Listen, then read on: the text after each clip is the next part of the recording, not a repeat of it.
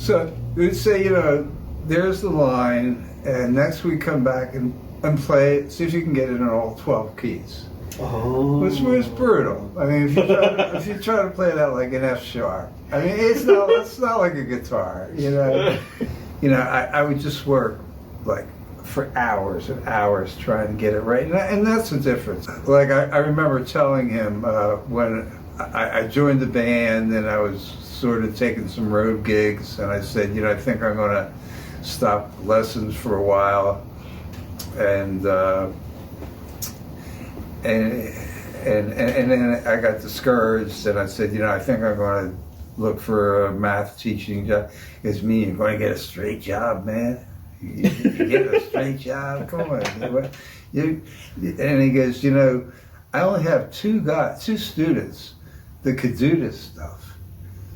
You're one of them. Ooh. And that made, you know, that's a big shot, man. You should have told me that earlier. Maybe I'm more motivated. I can say my first experience of playing bass lines was when I was at Penn State in the late 70s. There was supposedly a jazz club.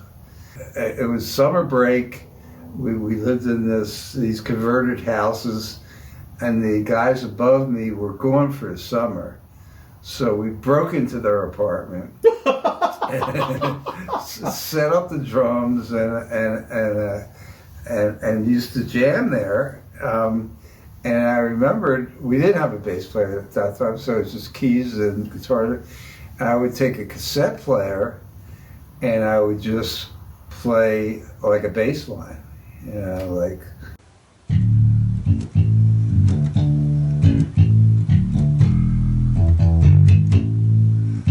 Redundantly, I would play like a million bars of that.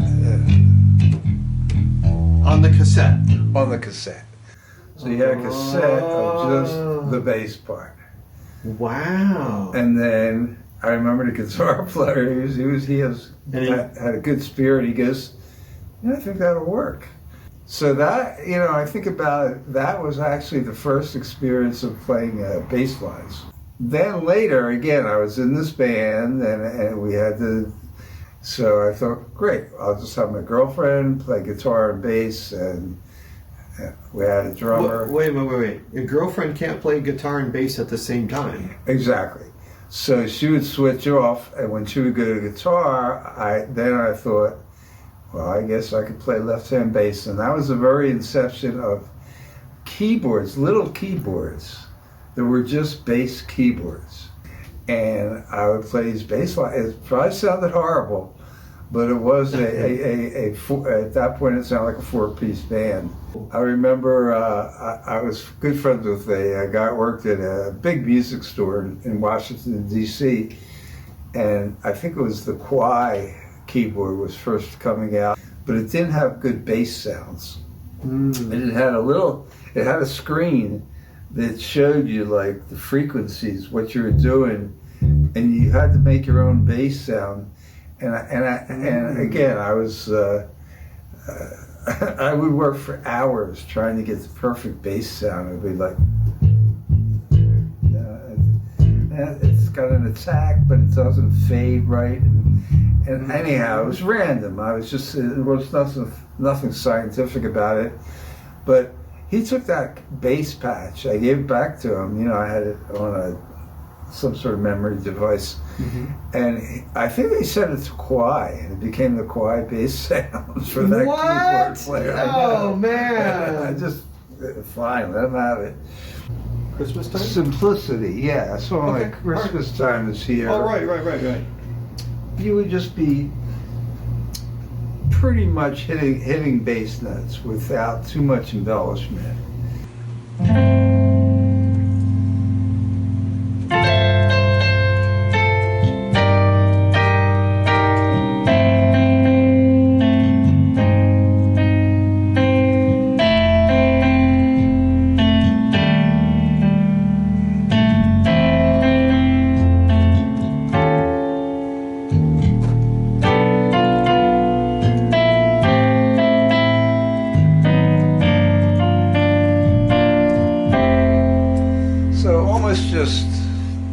It's beautiful.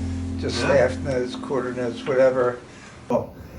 Bass playing, when you're playing a keyboard, the left hand becomes much more important than the right hand.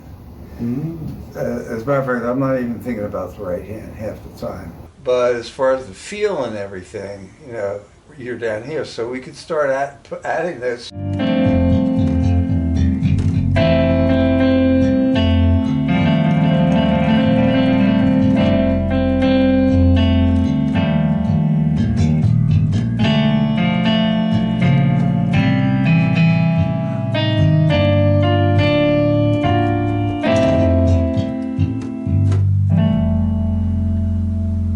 Wow, that was great.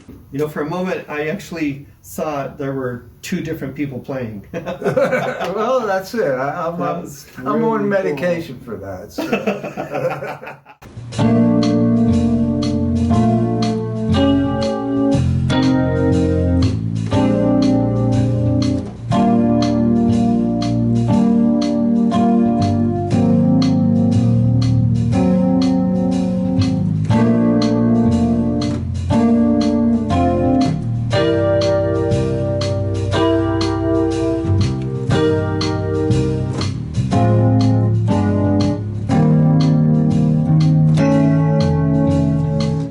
Play like whole notes or half notes on the bass pattern, and that's going to work. It's got time.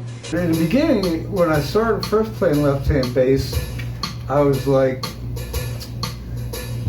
"What do you do here? Do you just play roots? Do you play? Can you play? Well, I can put fifths in there. That'll work."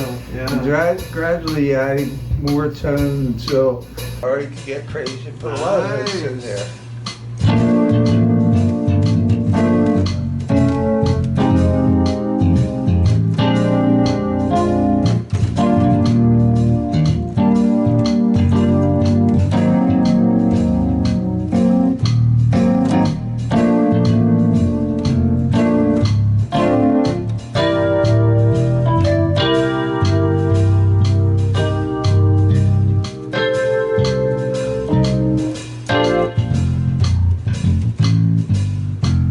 Another thing about the keyboard, and people know when you put this in there, cool. You can always do the